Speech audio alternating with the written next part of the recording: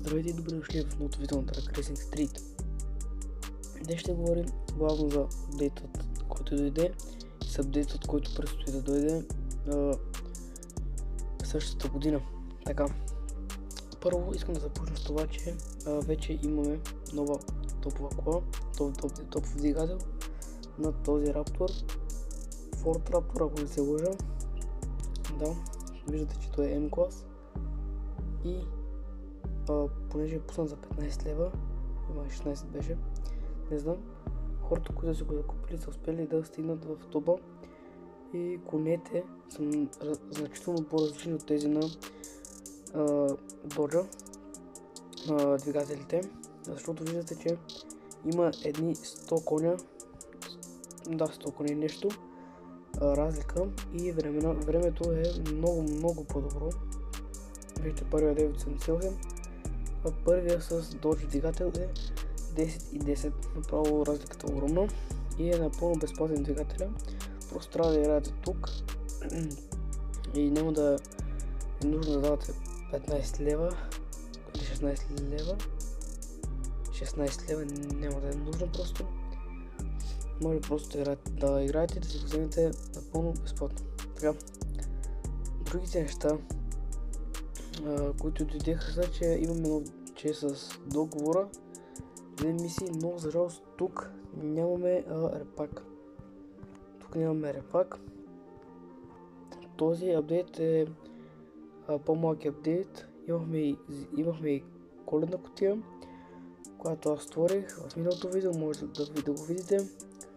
И това беше един малък апдейт, но апдейтът, който идва е много по-голям и ще бъдат добавени 3 класа, именно T, O и S. Сега ще ви покажа няколко снимки тук за класовете и примерните коли, които ще бъдат предадени, които ще бъдат в тези класове. Точно не си спомням на коя дата. Мисля, че ми бяха казали,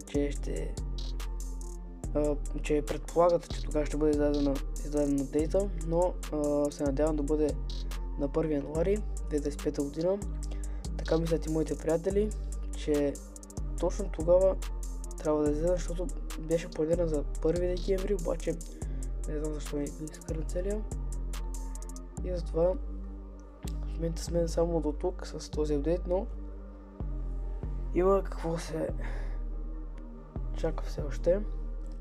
Както виждате, тук времената все още не са спаднали на колите, защото миналата седмица бяхме с летните писти, затова още времената са хубави. Но тук виждам Иво, който се го е записал с ладата. Знам, че не е по-добре за зимните писти, затова напълно нормално време да не се е изменил толкова много. Да стои пак такова и Ванка да видя някъде тук е било. Поздравя на момчетата. Така, хора, искам да съобщя едно съобщение, важно. Ако искате да намирате информация за тези неща по-бързо, отколкото когато дойде вече този апдейт, може да влезете в този Discord канал.